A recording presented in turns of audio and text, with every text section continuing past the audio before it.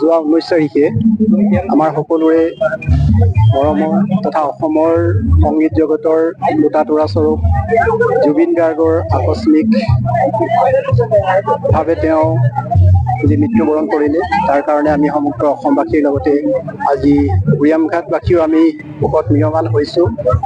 অসমে এটা ডাঙৰ সম্পদ আমি হেৰুৱালোঁ আৰু আমি জুবিন গাৰ্গৰ সৃষ্টিৰাজিৰ জৰিয়তে তেখেতক আমাৰ মাজত জীয়াই ৰাখিব লাগিব। তেখেতৰ যিখিনি আদৰ্শ বা তেখেতে যিখিনি সৃষ্টি কৰি থৈ গ'ল, সেই সৃষ্টিৰাজি আমি সদায় যাতে আমাৰ উত্তৰ পুৰুষৰ কাৰণে আমি সঞ্চয় কৰি ৰাখিব পাৰোঁ। আৰু উত্তৰ পুৰুষক তেখেতৰ আদৰ্শৰে, তেখেত এজন খুব সৎ সাহসী, মানৱ দৰদী আৰু খুব খোলা অন্তৰৰ মানুহ আছিল। গতিকে অসমৰ কাৰণে এটা ডাঙৰ আজি ক্ষতি হ'ল, যিটো ক্ষতি হয়তো অপূৰণীয় ক্ষতি।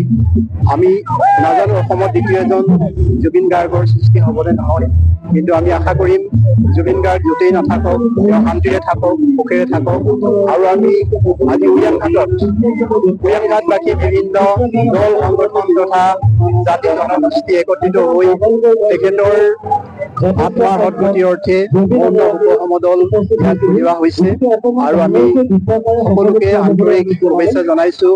তেখেতসকলে আজি জুবিন গাৰ্গৰ প্ৰতি যি আন্তৰিকতা দেখুৱাইছে, শ্ৰদ্ধা দেখুৱাইছে, যি মৰম দেখুৱাইছে, আমি অনাগত দিনতো উৰিয়ামঘাটত যাতে জুবিন গাৰ্গৰ এটি স্থায়ী প্ৰতিমূৰ্তি, আবক্ষ মূৰ্তি নিৰ্মাণ কৰিব পাৰোঁ, তাৰ কাৰণে আমি সকলোকে আহ্বান জনাইছো। আৰু পুনৰবাৰ মই জুবিন গাৰ্গৰ আত্মাৰ সদ্গতি কামনা কৰিছোঁ। ধন্যবাদ।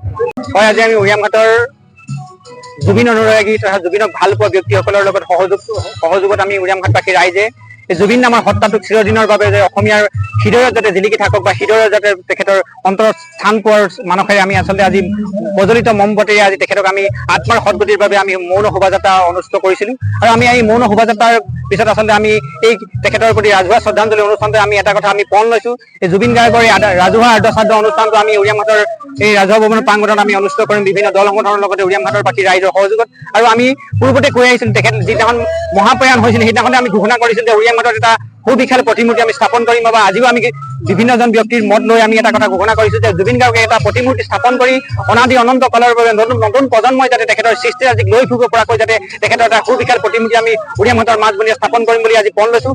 আমি আচলতে ক'ব বিচাৰিছোঁ অসম চৰকাৰৰ প্ৰতি, এই জুবিন নামৰ সত্তাটোক যাতে চিৰদিনৰ অনন্ত কালৰ বাবে জীয়াই ৰাখিব পৰাকৈ বা নতুন প্ৰজন্মই যাতে এই জুবিন নামৰ সত্তাটোক যাতে চিনি পোৱাকৈ যাতে এটা তেখেতৰ সমাধি ক্ষেত্ৰতে যাতে আহল বহল কৰিব লাগে, তেখেতৰ সংগ্ৰালয় এটা স্থাপন কৰিবৰ বাবে আমি অসম চৰকাৰৰ প্ৰতি আহ্বান জনাইছোঁ। আৰু এই জুবিন নামৰ সত্তাটো কেতিয়াও মৰি থাকে, কেতিয়াও তেখেত ঢুকাব নোৱাৰে, কাৰণ জুবিন নামৰ সত্তাটো ব্ৰহ্মপুত্ৰ নদী যিদিনাখনলৈকে বৈ থাকিব বা অসমীয়া জাতি যিদিনাখনলৈ জীয়াই থাকিব, জুবিনৰ সত্তা বা জুবিন গাৰ্গৰ নামৰ অনুষ্ঠানটো চিৰদিন জীয়াই থাকিব বুলি আমি আশা ৰাখিছোঁ। আৰু জুবিন গাৰ্গৰ এই অনুষ্ঠানটোত আমি তেখেতৰ সৎসৰ্গগত আত্মাৰ সদ্গতি কামনা কৰিছোঁ।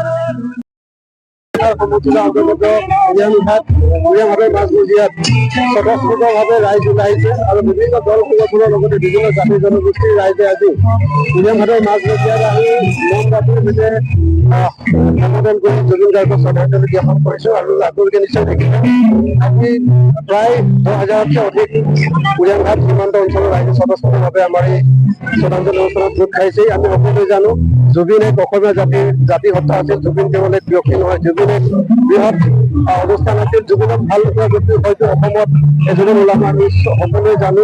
সেই গতিকে জুবিনৰ যিহেতু মৃত্যু হৈছে, কিন্তু সেই মৃত্যুক আমি কোনো ইতিমধ্যে এতিয়ালৈকে আমি মানি ল'ব পৰা নাই। এই আচলতে এইটো মৃত্যু নহয়, এইটো আচলতে এইটো এক মহা প্ৰয়াণ। সেই গতিকে আমি আজি উৰিয়ামঘাট অঞ্চলৰ বিভিন্ন জাতি জনগোষ্ঠীৰ লগতে বিভিন্ন দল সংগঠনৰ নেতৃবৃন্দসকলে একত্ৰিতভাৱে উৰিয়ামঘাটৰ ৰাজহুৱা খেলপথাৰত শ্ৰদ্ধাঞ্জলি জ্ঞাপন কৰিছোঁ।